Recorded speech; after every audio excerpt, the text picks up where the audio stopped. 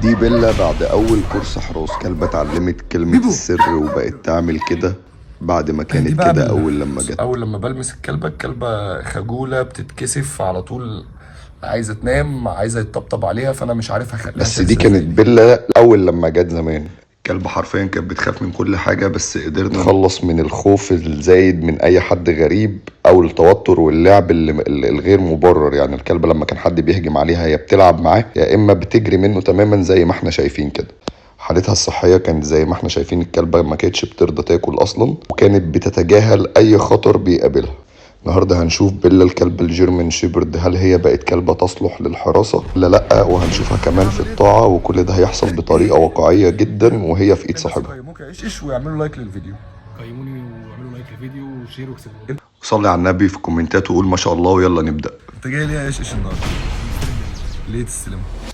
انت خلصت الكورس بتاعها؟ انت شايفها بقت حلوه يعني؟ اه طبعا اتغيرت. إيش ما جاش لوحده، كان جايب معاه الشباب دول، فتعالوا نشوفهم جايين ليه. جايين مع ايش عشان يشوفوا بيلا هتترحب بيهم ولا لا. طلعوا جايين عشان يشوفوا الكلبة هتشتغل عليهم ومعاهم ولا لأ، ويشوفوها كلبة حراسة ولا لأ. فأنا قررت أقول للبيلا وهي في البوكس ركزي. ده كان رد الكلاب وده رد فعلهم، تعالوا نشوف. هتخرج تقطعك. وانت تفتكر ايه انا الكلام؟ عايز اروح. مش انت اللي كنت جاي اصلا عشان المفروض ان انت هتخلص القصه دي؟ لا والله هو اللي قال. مين اللي قال؟ ابراهيم. كله بدأ يرجع في كلامه. الاول كانت عامله ازاي؟ كان بيخاف من خيالك. لا كنت انا اللي بجريها. انت اللي كنت، لا انا والله اللي كنت بجريها يعني انت جريتها كام مره؟ كتير. تابع معايا بقى عشان نشوف بيلا هتاخد حقها من ابراهيم ولا ايه اللي هيحصل. وهخلي كلبه اللي عندها اسمه بس اللي يطلع. وبعد ماشي. وتعالوا نعمل التركايه دي اللي هتقلب بغم عليهم. هنطلع الكلاب بالترتيب وبالاسامي من البوكس واحد واحد، وعايزكم تركزوا مع ابراهيم اللي لابس اسود عشان يعتبر هو ده عريس الحلقه. بيجا كم سي بويكا كم بيلا بيلا كم. اول لما سمعت كلمه الحق دي حسيت ان بويكا هيعمل معاك جلاشه. بالمناسبه بويكا لسه صغير وتعبان جدا، فادعوا له يبقى كويس. هو الكلب حالته بتتحسن، المهم ان مسكت هوجو في الوقت المناسب والحمد لله مفيش اي خسائر. وهنا هنعمل لبيلا اول اختبار وهي قاعده بتلعب بالكوره، وهي بقت اكتر حاجه بتحبها. احنا فجاه هنخلي صاحب حد من اصحاب ايش يعني اللي جايين معاه يحاول يطبطب على الكلبه بس ويلمسها. تعالوا نشوف الكلبة مركزة ولا لا. الكلبة مركزة بطرف عينيها كمان ما شاء الله، ودي من الصفات الأساسية في كلب الحراسة. بدأت تنبح وتهددهم ومش هتسمح لأي حد يلمسها أيا كان. وهي دي الفكرة، إن الكلب بيشتغل بهدوء مش بيشتغل بدوشة وتنطيط، ولازم تجيب حد يعمل له عمل عشان يبتدي ينبح عليه ويبتدي ينكش الكلب. الكلام ده مش حقيقي أبدا. احنا بنعمل العكس، بنخلي الشخص يدخل على الكلب بلطافة يحاول يلعب معاه بدون اذن صاحبه. وهو ده كان طلب ايش ان هو اصحابه كتير والناس بتجيله كتير، فمش عايز الكلبة تبدأ تلعب مع حد. وخلينا فاكرين ان دي مرحلة اولية في التدريب، لسه في بعد كده واكتر من كده بكتير، ودي بتفرق من حالة كلب للتاني. بيلا ما شاء الله بعد ما كانت بتصوت وتجري بقت بتهدد وبتنبح وبتحاول تعض. تعالوا نغير معاها السيناريوهات، وفي اخر الحلقة خالص انا هسيب لك سيناريوهات حقيقية من اللي ممكن تقابلك انت وكلبك. اوعى تنسى تشوفها عشان احنا عاملينها واقعية جدا وازاي تتصرف فيها. بيبو. بالمناسبة بيبو دي كلمة السر السحرية اللي اتفقنا ان الكلبة تشتغل بيها عشان ما نفضلش بقى نفضل نقول لك كاتش وامسك والحاجات دي. ايش لا والله. هتعمل مع الكلبة ايه؟ هنخاف عليها من دي. انا والله العظيم خايف عليها. ناوي تعمل ايه بعد ما الكلبة اتدربت؟ يعني ايه؟ مش بتعليماتك ليه بقى؟ اللي انت تقول لي عليها. قولوا لي انتوا معايا في ركزي الرأي دوت ولا لا؟ بيقول لها ركزي عليا تاني. دلوقتي حصلت حاجة هو مش صح ان احنا نمنعها في الوقت الحالي، بس ايش طلب ان احنا نمنعها. هو مش عايز كلبه يلعب مع حد، فتعالوا نشوف هنعمل ايه في القصة دي مع انه جاي ياخد الكلبة النهاردة. مش عايز حد يلعب معاك. مش عايز حد يلعب معاه، تيجي نلغيه دلوقتي؟ نلغيه على هنا الهوا. كان لازم نتدخل ونمنع اللعب مع الغرب، ولينا النصيب ان احنا نصوره ونشوفه مع بعض. ودي الطريقة الصحيحة انك تمنع كلبك عن اي حاجة مع اي حاجة واي حد. احنا بنبدأها بأمر المنع بالتوجيهات اللي انت هتشوفها دي. انا هسيبك تشوف وان شاء الله توصل لك المعلومة. نو نو. مش قلت نو؟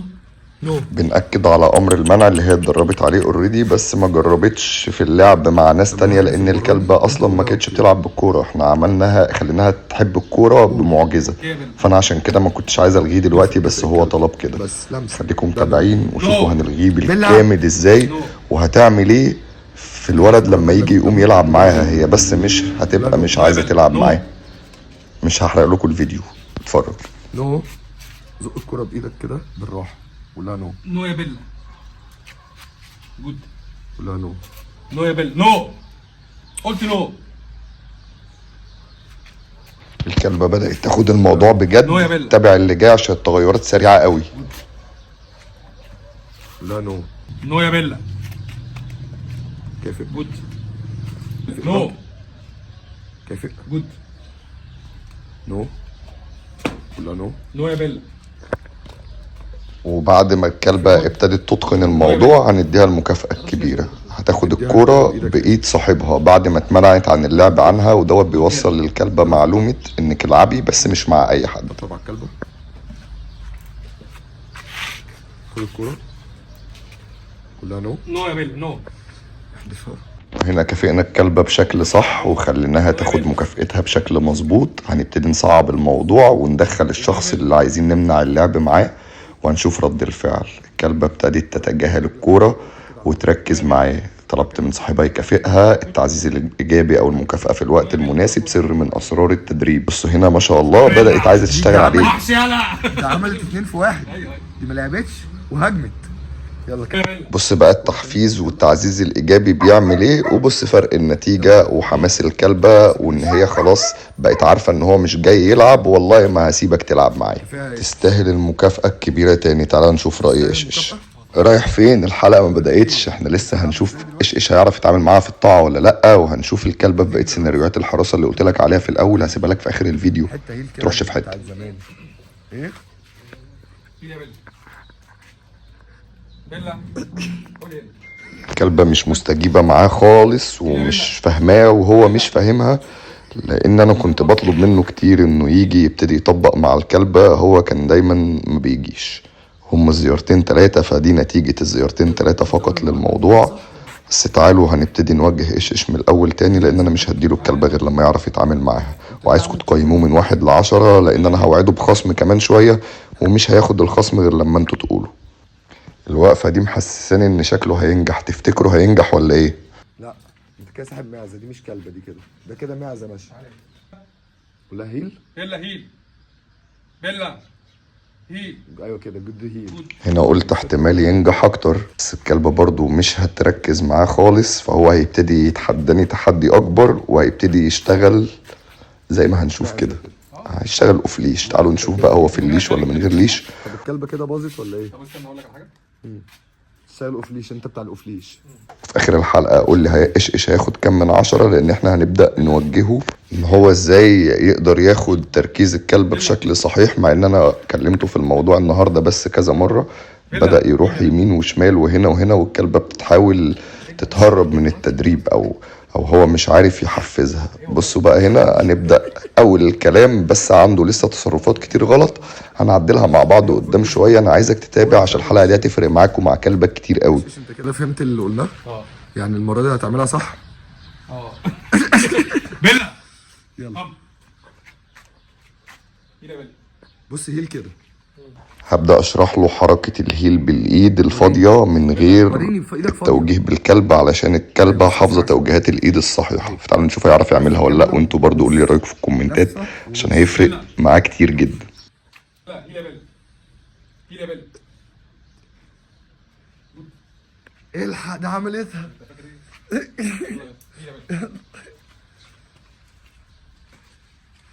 اوعى يا معلم. ايش في الاوف ليش جبار، بس مش عارف ماسك الكلبة من بقها ليه. من ضمن الحاجات اللي تركز فيها مع كلبك انك تخلي بالك من تحت رجليه، لان هنا بتبني علاقة من الثقة بينك وبين الكلب. لو حصل للكلب اي حاجة هنا مش هيبقى مركز معاك انت، هيبقى مركز في الارض بعد كده. والله العظيم لو نجح اللي عامل له خصم. انا حلفت يا جماعة، فلازم تقيموه ونشوفوا هينجح ولا لا، وهنعمل له خصم ولا لا. بيقول لي يا عم شباب. بيقول لي عايز ابراهيم لسه خايف من بويكا، قلت له سيبك منه وقول لي ايه رايك في تدريب الكلب. مدربه ولا لا؟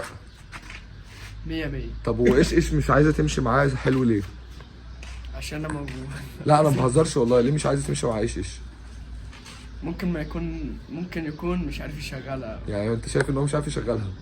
كده ايش هتضحك الشباب الصغيرين علينا، فمحتاجين نركز شوية اكتر. وقول لي انت عايز نعمل معاهم ايه. قدر يسخن عليهم، فتعالوا هننقل بيلا من وضع الهدوء التام لوضع الحراسة المفاجئ ونشوف رد فعله لما هنقول لبيلا ركزي. احنا كده عندنا كلمتين الكلبة شغالة بيهم، ركزي وبيبو دي هنشرحها لكم قدام شوية. تعالوا نرجع لموضوعنا ونحل مشكلة المشي مع ايش. ناوي تعمل ايه ايش في قصه ان الكلبه مش عايزه تعمل معاك الهيلينج بالشكل اللي نفسك فيه؟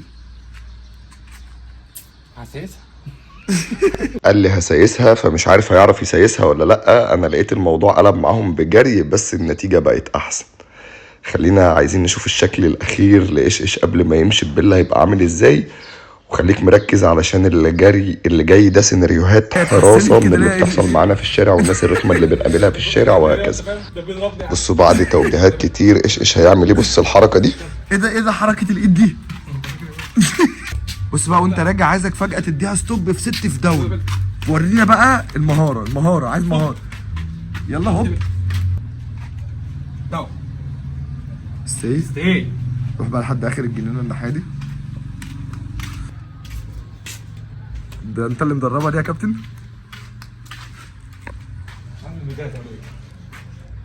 قال لي مش عارف من غيري هتعملوا ايه. قلت له ربنا يخليك لينا، بس يلا بقى نعملها بطرق تانية وما تكافئش المكافآت الزايدة زي ما انت بتعمل. وساعة الشغل احنا في شغل مطلوب الكلب يفضل مركز كده.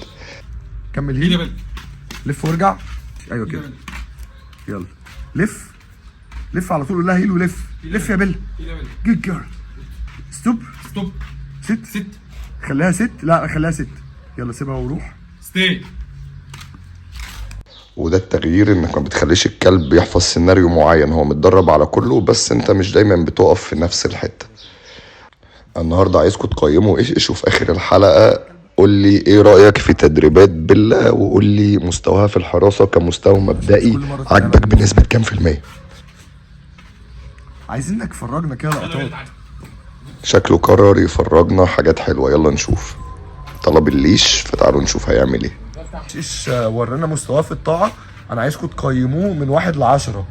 قول للناس يقيموك يا ايش ويعملوا لايك للفيديو. قيموني واعملوا لايك للفيديو وشير واكسبوا. ده سر انا نسيت اقوله لك. لما تيجي عايزه تركز قول لها بيبو بتاع الشقاوه. وهنا فهمته ان بيلا دوت الاسم اللي بننده لها بيه في العادي، ونفس الاسم من غير ما حد ياخد باله عشان ما حدش يزعل مننا. هنقول لها بيبو، والكلبه تبتدي تنتبه مع الغرب من غير ما يتضايقوا مننا. حركه برجلك. ايوه كده. ركز. اقف يا ايش. وهنا بقى هنبدأ السيناريوهات لحد آخر الحلقة. سيناريوهات تدريبية محتملة ممكن تحصل لك انت وكلبك في أي وقت مع أي حد من الناس سواء تعرفهم أو لأ. فهنا الكلب هنقول له يركز هيبتدي يخليهم ما يقربوش، ولما هنقول له ملناش دعوة فاحنا ملناش دعوة، هسيبكم تشوفوا. طب عليها بس يا هوجو.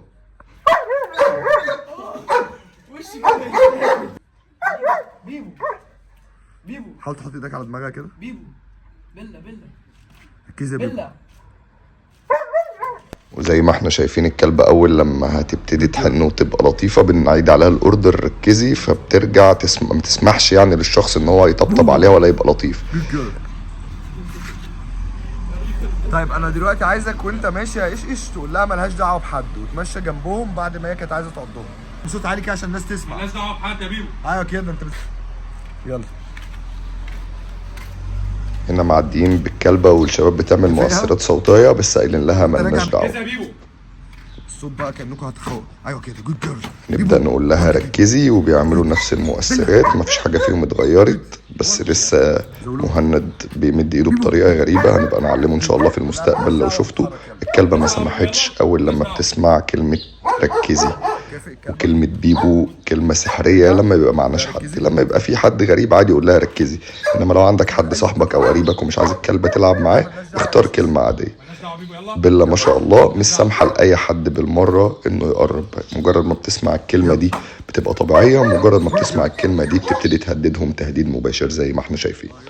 بنبدأ نعيد الموقف مع الكلبة كذا مرة في كذا يوم لحد ما الكلبة بتتقنه. هو ده التدريب الحقيقي. الكلب بيبقى فاهم ايه اللي مطلوب منه، بس لما بنقول لها ركزي الموضوع وصل معاها انها عايزه تعض فعليا. لما بنقول ملناش دعوه ملناش دعوه، يلا بينا يلا بينا. بص ركزي، الكلب ما شاء الله بيبقى مأمن ظهره ووشه ومأمن المقدمه والمؤخره وكل حاجه، وده كلب الحراسه ان هو لازم يبقى ماشي مركز مع الشارع مش مع المؤثرات التانية. ما يسمحش لاي حد غريب يدخل حدوده ولا يطبطب عليه ولا يقرب من صاحبه. ودي سيناريوهات احنا بنعملها للكلب ولحد ما نخليه يتقنها عشان ناخد النتيجه دي. في اعلى نتيجه بنفصل التدريب علشان نضمن النتيجه مكمله معانا لقدام. انا اشتريت. انت اشتريت؟ اللي جاي كله سيناريوهات واقعيه اللي قلنا عليها برضو، ركز عشان تفهم احنا بنعمل ايه. لما هو يقرب يعني تعالى انت قرب وقف معاها عادي اهو، عادي كانك وقفت، اقف مع ايش عادي اهو. بيبو. بص بقى لما نقول بيبو بس قول لها ستي ستي. بالظبط كده، قول لها بيبو، بيبو. حاول تلمسها. تعالى. نو جود جيرل. فهمت؟ فاحنا كده لو عايزينه يسلم، طب نخليه يسلم ازاي؟ قول لها اقعدي، اقعدي. قول لها اقعدي، لو عايزه قول لها اقعدي، اقعدي. قول لها اوكي. اوكي. خش طبطب على الكلب، طبطب على طول، طبطب عادي، طبطب ما تخافش اهو. مش عايز الكلبه تبقى مرحبه معاه، وبعد كده بقول لها بيبو بس، ما تقولهاش اي حاجه تاني. وده اللي وصلنا له مع بيلا في اول مرحله تدريب. وكان معانا ابراهيم ومهند وايش وبيلا ورا الكاميرا هوجو وبيجا، وانا مدحت الحسيني، واشوفكم على خير ان شاء الله، والسلام عليكم ورحمه الله وبركاته.